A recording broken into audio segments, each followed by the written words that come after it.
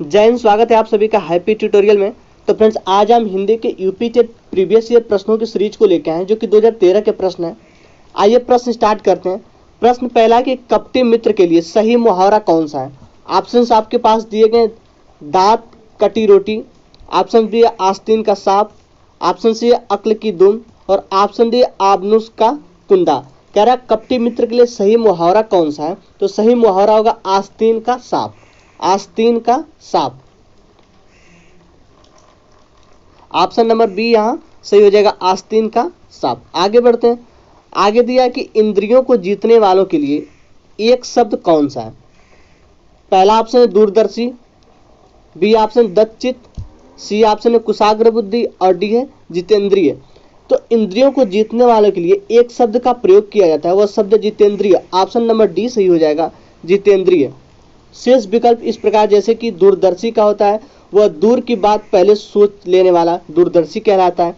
दत्तचित्त क्या होता है, जिसने किसी विषय में मन लगा दिया हो उसे दत्तचित्त कहते हैं। और कुशाग्र बुद्धि क्या होता है कि जिसकी बुद्धि कुश के अग्र नोक की तरह तेज हो उसे हम कुशाग्र बुद्धि कहते हैं। तो इंद्रियों को जीतने वालों को हम जितेंद्रिय कहते हैं। ऑप्शन नंबर डी यहाँ सही हो जाएगा। आगे बढ़ते हैं। पवन का संधि विच्छेद क्या होगा। पवन का संधि विच्छेद होगा पो धन अन। पो धन अन, ऑप्शन नंबर सी से हो जाएगा, पो धन अन। इसमें अयादि संधि होगा, अयादि संधि होगा। अगर भवन यहां दिया हुआ पवन का संधि विच्छेद पो धन अन, ऑप्शन नंबर सी सही होगा। आगे बढ़ते हैं। पुनर्जन्म का संधि विच्छेद क्या होगा। पुनर्जन्म का संधि विच्छेद क्या होगा। तो पुनर्जन्म का संधि विच्छेद होगा पुनः धन जन्म। पुनः धन जन्म, ऑप्शन नंबर सी सही हो जाएगा। पुनः धन सन, इसमें संधि होगा विसर्ग संधि। विसर्ग संधि इसमें होगा पुनर्जन्म में। तो ऑप्शन नंबर हमारा सी सही हो जाएगा, पुनः धन जन्म। आगे बढ़ते हैं। इत्यादि शब्द में कौन सा संधि लगा हुआ है। ऑप्शन दिया गया यण संधि, वृद्धि संधि, गुण संधि, दीर्घ संधि। तो इत्यादि में यण संधि लगा हुआ, ऑप्शन नंबर ए से हो जाएगा, इत्यादि। इति धन आदि, इति धन इसका संधि विच्छेद होगा, इति धन आदि, इसमें है यण संधि। ऑप्शन नंबर ए सही होगा। आगे बढ़ते हैं। अगला लिखा कि नाक रगड़ना का अर्थ क्या होता है। ऑप्शंस दिए गए, नाक में चोट लगना, इज्जत देना, दीनतापूर्वक प्रार्थना करता या चापलूसी करना। तो नाक रगड़ने का अर्थ जो होता है वो होता है दीनतापूर्वक प्रार्थना करता या विनती करना। ऑप्शन नंबर हमारे यहाँ सी सही हो जाएगा। आगे बढ़ते हैं। अगला दिया कि उन्मूलन का विलोम क्या होगा। उन्मूलन का विलोम क्या होगा। तो उन्मूलन का विलोम होगा रोपण। रोपण, ऑप्शन नंबर सी से हो जाएगा, रोपण। उत्थान का विलोम होगा पतन। उत्थान का विलोम हो जाएगा पतन। उत्कर्ष का विलोम हो जाएगा अपकर्ष, अपकर्षण। उत्कर्षण का विलोम होगा अपकर्षण। और अवनति का विलोम होगा उन्नति। अवनति का विलोम हो जाएगा उन्नति। और उन्मूलन का विलोम हो जाएगा रोपण। तो ऑप्शन नंबर यहाँ सी सही हो जाएगा, रोपण। आगे बढ़ते हैं। आगे दिया कि महावीर प्रसाद द्विवेदी ने आदिकाल को क्या संज्ञा दिया था। चार करणकाल, आदिकाल, वीरकाल, बीजपन काल। तो महावीर प्रसाद द्विवेदी ने आदिकाल को संज्ञा जो दिया था वह दिया था बीजोपन काल का संज्ञा दी थी। तो ऑप्शन नंबर डी सही हो जाएगा। आगे कि अति सुधो स्नेह को मार्ग है, किसकी पंक्ति है। अति सुधो स्नेह को मार्ग है या किसकी पंक्ति है। आलम की, बोधा की, ठाकुर की, घनानंद की। तो यह जो पंक्ति दी गई है वह घनानंद की पंक्ति है। अति सुधो स्नेह को मारन है या घनानंद की पंक्ति है। ऑप्शन नंबर डी सही हो जाएगा। अगला प्रश्न है कि कालिंदी का पर्यायवाची क्या होगा। कालिंदी की पर्यायवाची क्या होगा। तो कालिंदी का पर्यायवाची होगा यमुना। ऑप्शन नंबर डी सही हो जाएगा, यमुना।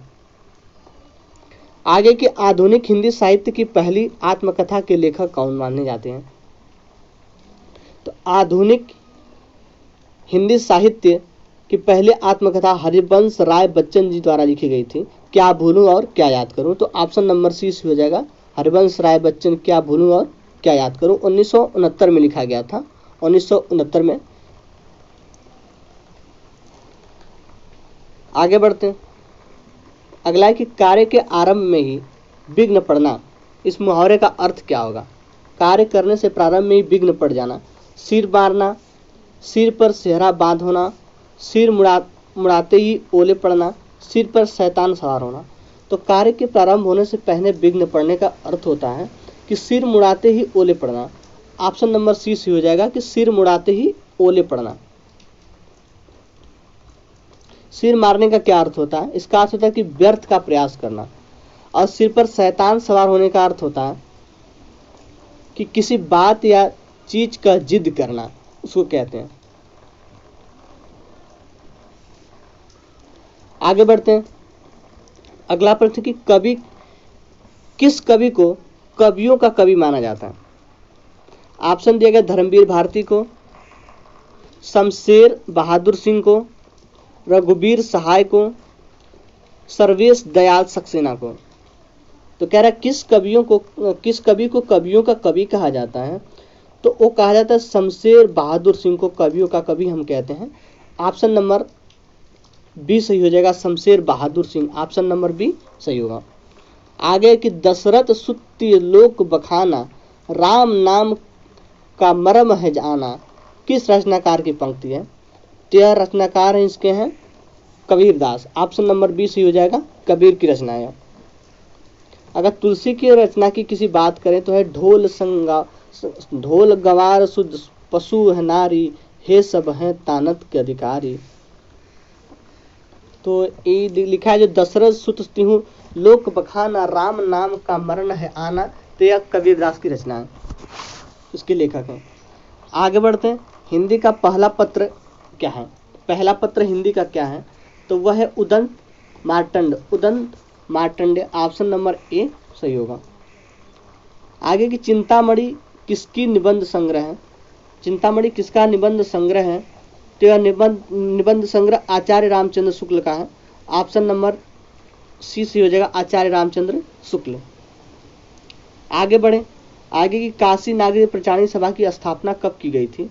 तो काशी नागरिक प्रचारणी सभा की स्थापना 16 जुलाई 1893 16 जुलाई को किया गया था। तो ऑप्शन नंबर ए सही हो जाएगा। इसकी अध्यक्षता में किसकी अध्यक्षता में हुई थी? बाबू राधाकृष्ण दास की अध्यक्षता में हुआ था। आगे बढ़ते हैं। प्रेम सागर किसकी रचना है? प्रेम सागर किसकी रचना है? यह लल्लू लाल जी की रचना है, Prem Sagar. Option number C से हो जाएगा, लल्लू लाल जी प्रेम सागर के लेखक हैं। अगला प्रश्न कि व्युत्पत्ति के आधार पर संज्ञा के कितने भेद होते हैं? तो व्युत्पत्ति के आधार पर संज्ञा के 3 भेद होते हैं। ऑप्शन ए सी हो जाएगा, व्यक्तिवाचक, जातिवाचक, भाववाचक। आगे बढ़े। हिंदी के शब्द का लिंग निर्धारण किसके आधार पर होता है? तो हिंदी शब्द का लिंग निर्धारण क्रिया के आधार पर होता है। ऑप्शन नंबर ए सी सही हो जाएगा, क्रिया। आगे कारक के कितने भेद होते हैं? तो कारक के कुल 8 भेद होते हैं। ऑप्शन नंबर बी सही हो जाएगा, कर्ता, कर्म, करण, संप्रदान, आपादान, संबंध, अधिकरण और संबोधन। 8 भेद होते हैं। ऑप्शन नंबर बी सही हो जाएगा। आगे की घ का उच्चारण स्थान कौन सा है? तो घ का उच्चारण स्थान जो है वह कंठ। ऑप्शन नंबर बी सही हो जाएगा, कंठ उच्चारण स्थान होगा। आगे क्षत्रिय वर्ण किसके योग से बना है? तो यह बना हुआ है क धन शक से बना हुआ। ऑप्शन नंबर ए सही हो जाएगा, क धन शक।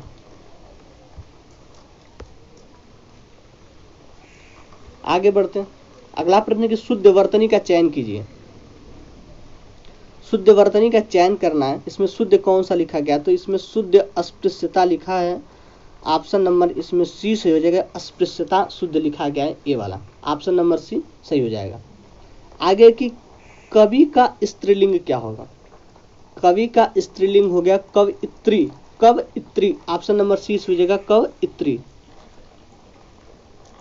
आगे तरणी का पर्यायवाची शब्द है, तरणी।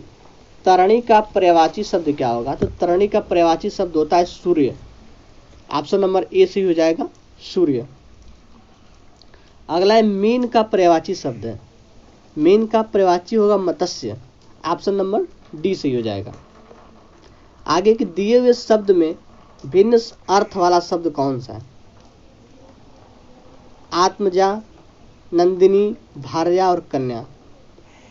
तो पूछा है कि दिए गए शब्द में से भिन्न अर्थ वाला शब्द कौन सा है, तो उसमें हो जाएगा भार्या, भिन्न अर्थ दे रहा है।